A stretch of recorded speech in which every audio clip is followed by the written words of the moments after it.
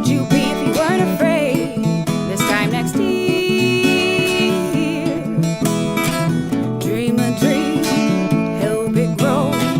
Do it now and always know what it feels like.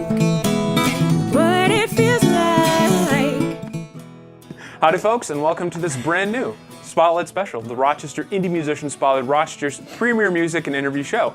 Yes, in case you're wondering, I wasn't expecting to see you so soon either. But when our dear friend Heather Taylor called and said, hey, I'm playing a show in Abilene, let's do something, I said, well, why the heck not? And she's brought along a special friend, Sean Jerome, as well. So I want to give a little bit of background. Heather was actually the first guest on season 2 for those who saw it. So that was like right before she left to Asheville, and now she's back for her first official Rochester gig. And so we thought, you know, this is just the perfect time to do it. So guys, thanks so much for coming to the store today. Thank you. Thanks for having us. This is such an honor. Oh, it's our pleasure, truly. So we will get to you, Sean. Don't worry, we're not leaving you out. But why don't you just kind of tell us about the move to Nashville? We didn't get too much of a chance to talk about that. That was 2 years ago. That was 2 years ago. Can you believe that? So why don't you tell us about the move there? Yeah, it went by so quick. It did. So much has happened in between. So yeah, I got down there. I was here. I was a massage therapist, musician, artist, and I was self-employed. And then Asheville was like, I heard about it maybe 7 years ago from my uncle. Go check it out. You probably like it. Lots of musicians there, lots of artists, everything. Got down there. I'm like, oh. Everybody I'm running into is a massage therapist, a musician, an artist. And so I'm like, oh, okay, well, I can do all of that and I can function with everybody here and like just jump in a new scene and see what they've got going on. And yeah, I just felt like I fit there really well, and it ends up that I do, and it's really fun, and the music scene's amazing, the visual art scene is amazing, it's very inspiring. Yeah, so it's the perfect place for you to be, and you don't feel like it's too saturated or anything? You've been able to find your own niche? I've been finding my own niche, yeah. You mentioned they received you really well. What did they think of your music when you got down there? Did it take them a while for them to warm up and for you to find a place, or did they accept you right away? I think I'm still finding my place, but when I got down there, I started kind of exploring some new sounds for myself versus when I was here. I was playing with the crawdaddies, and so then when I was venturing out into some solo work, I was just starting to write new songs and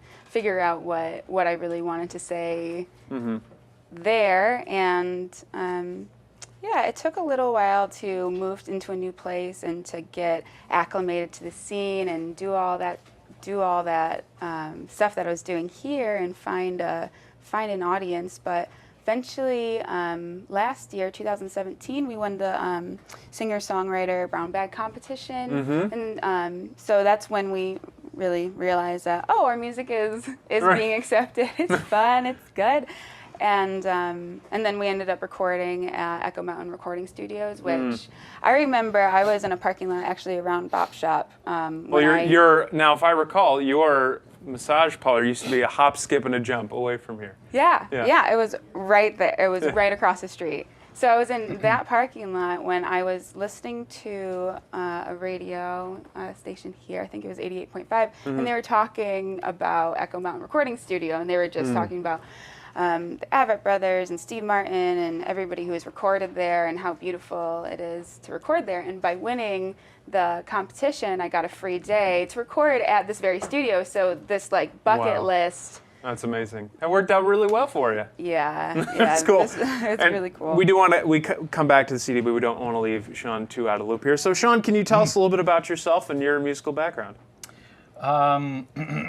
Well, I did my undergrad at the Eastman School of Music and Opera Performance, but I do not really sing anymore at all.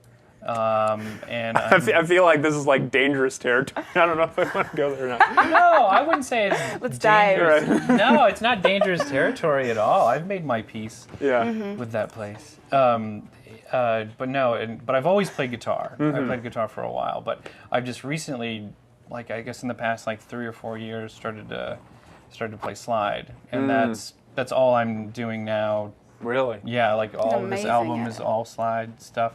But for me, it was like a really easy transition from being an opera singer into playing slide, because playing slide, you're not really paying too much attention to the frets. I mean, you are for intonation, Right. but just the lack of like the delineations of each pitch is kind of thrown away. So it's very, very vocal like. I mean, I think that was the original purpose of the slide, was to just get it to sound as much like the human voice as possible. So my ear's pretty good. So the intonation issues that often happen with slide, I feel like I've got a leg up on it because of my ear and my singing training. Yeah, and can you tell us a little bit about your guitar and slide guitar influences too?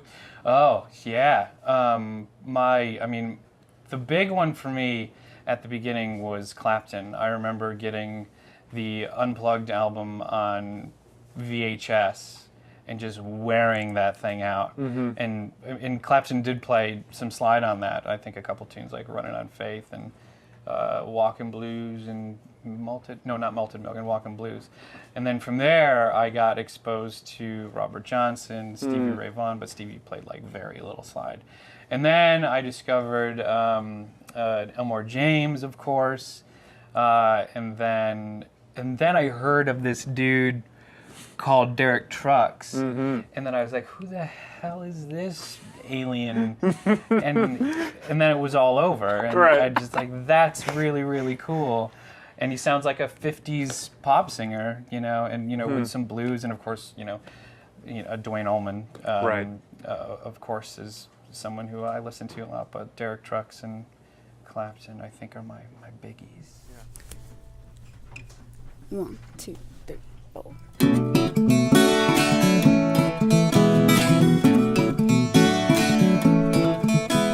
If everything you want's on the other side of fear,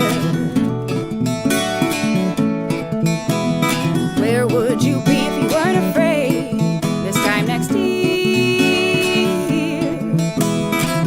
Dream a dream, help it grow, do it now and always know what it feels like.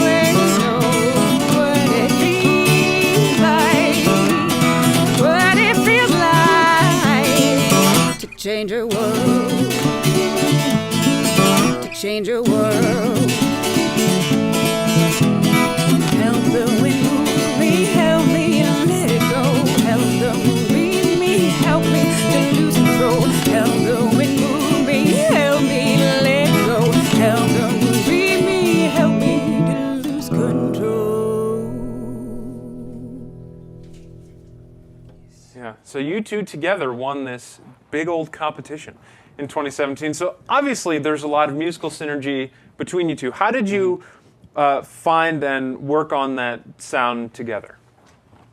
Well, I think it was somewhat natural. Even though I play octave mandolin, he plays slide guitar, that's not a completely usual combination for a singer-songwriter. But as you said, Robert Johnson and these some Delta players were amongst his influences. And with the Crawdads, that's who I also was influenced by. Delta blues, that's what I started singing. Yeah. Like, so there is some sort of like gateway there. Absolutely. Yeah, so I wrote lyrics, melodies, the songs, and then Sean would start playing along. And then he would just Pretty organic. settle. It was pretty pretty much it? organic, yeah. And then he would just settle on certain things and play off what I was doing. And yeah, it just worked really well. It did, and one of the things that we all love about what you were doing in Rochester is all of your music has multimedia. Seems like kind of like a dirty word for what you're doing, but it's all tied in with everything from art, music. You're working with an herbalist and an illustrator on this album. So why don't you go ahead and tell us about this new album? This is coming out later this summer. So, guys, take it away. So the album is coming out on August 2nd. And it's called Undercurrents. The cover is a visual abstract art piece that I did. I also did it on House of Healing, was do some visual art and doctor it in some way. So I always like incorporating the visual art into my marketing. It's more abstract, like mood kind of colors, and So with that idea, I wanted to expand into doing that for each song in some way. And each song that I write, it has something to do with some sort of like undercurrent of emotion that's going on, that's almost like driving situations or different songs and stuff. So for each song, I have this amazing herbalist illustrator who took the poem that I sent her from the song, and then she took the herbal remedy that would heal what ails you from the song, or something that would aid in helping you through that certain emotion. And then she illustrated it out and she colored it in. So I have 8 by 11 art pieces for each song with a poem, and it's really special, and I love it, and I loved working with her on it, and mixing that into the songwriting is fulfilling in some way. And you've answered this a little bit already, and you certainly answered it 2 years ago when I asked you this last time. But why do you think it's important to do this, not just music as healing, but incorporate kind of other forms of healing into your music? Why is that important to you? Well, I think even tying it into the album title, Undercurrents, it's that we don't really understand everything that's going on in the world. Likely we understand a very small tunnel vision of it in our own perspectives, right? So reflecting it back and understanding what's going on with us is going to help us kind of build a bridge to other people and to what's going on, make some sort of sense out of all the crazinesses that is happening. And like nobody really gets out of here alive, and it can be kind of a scary thing. So I think just having support and incorporating that into like the healing, into the arts in general, healing arts, and into the musical arts and the visual arts, it just all kind of makes sense. And it's fun. Yeah. No, there's that too. No one gets out of it alive, right? Yeah, no.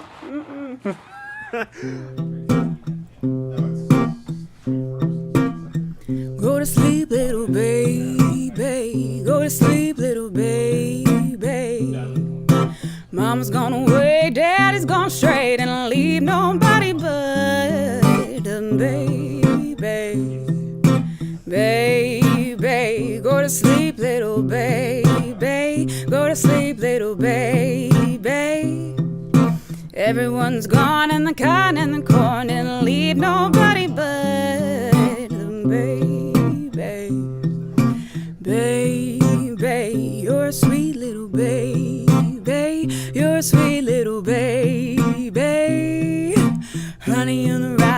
sugar don't stop. Gonna bring a bottle to the baby. Baby, don't you weep, don't you weep, don't you weep, don't you weep, don't you weep, pretty baby. Don't you weep, pretty baby. Mom's gone away, daddy's gone straight, and leave nobody but the baby. Oh, baby.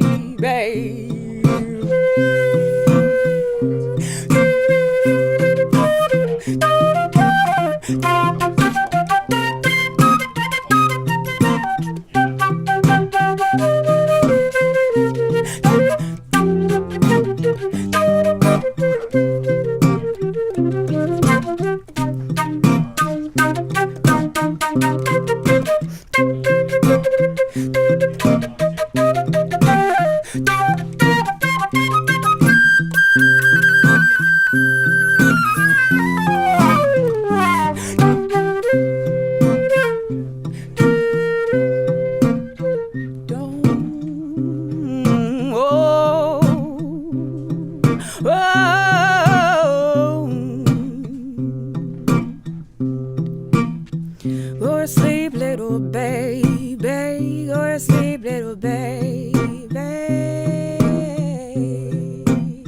Oh, go to sleep, go to sleep, go to sleep, little baby. Well, you and me and the devil makes three. Don't need another loving baby, baby. Go to sleep, little baby. Go to sleep, little baby. Come lay your bones on the alabaster stone and be my ever loving baby, baby.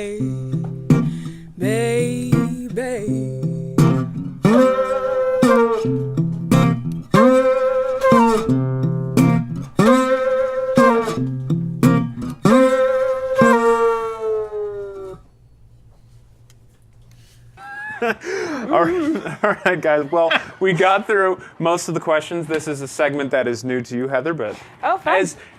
if you've seen the show before, you know it's something. This is the lightning round, though. Feel free to take your time. These are 3 big picture questions, so I know we need a buzzer. I need buzzers for the lightning round, but that would sort of defeat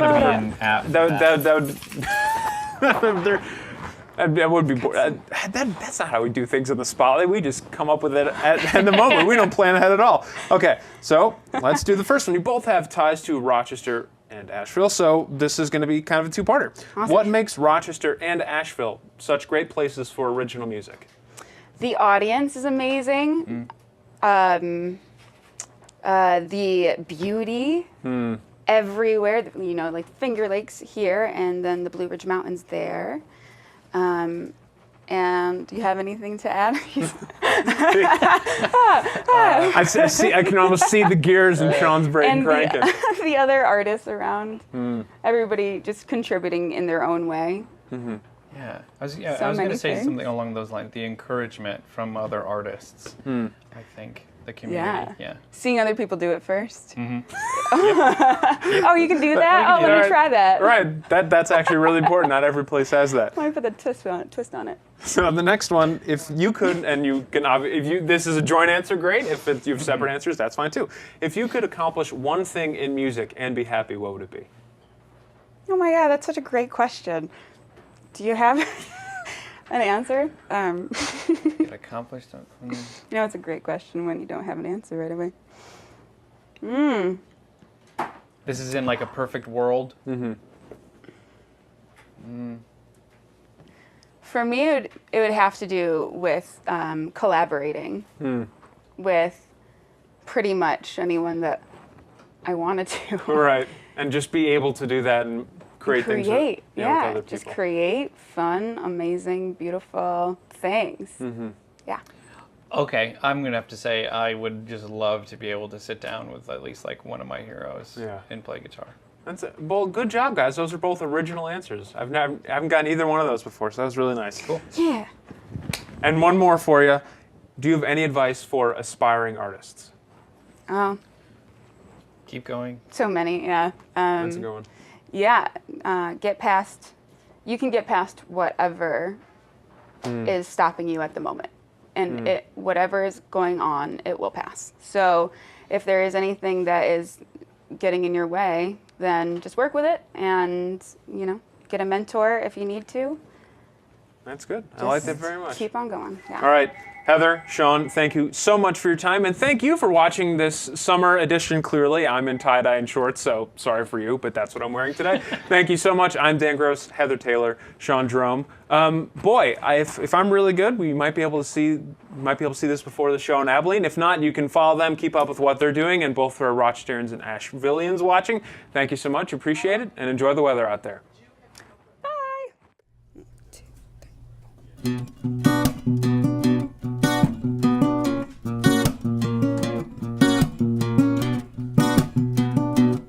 There is a man in back, quiet and proud, looking at the stage over the crowd, sipping lightly, tapping his toe. He gets lost in the music, he gets lost in the flow. He wants milk, sugar, and love. He wants milk, sugar, and love. He wants milk, sugar, and love. He wants that sweet stuff in his coffee and loving with his dreams, with his dreams.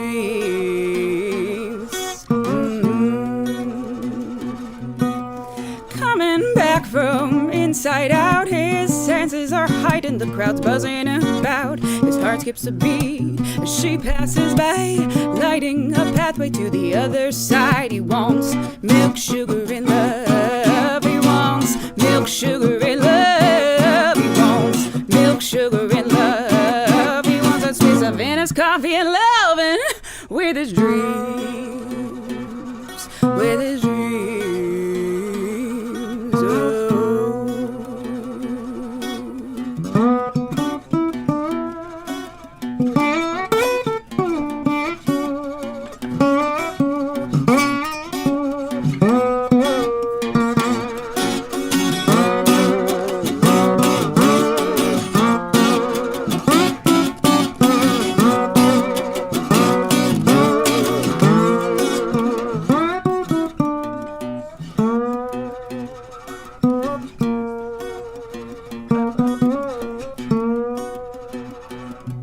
On the other side, the music grows big, beckoning a question he began to dig. Layer by layer, he peeled away, dancing and singing, he began to play. He wants milk, sugar, and love. He wants milk, sugar, and love. He wants milk, sugar, and love. He wants that sweet stuff in his coffee and loving with his milk, sugar, and love. He wants milk, sugar, and love. He wants milk, sugar, and love. He wants that sweet stuff in his coffee, sweet stuff in his tea, coffee with his ice cream, and loving with his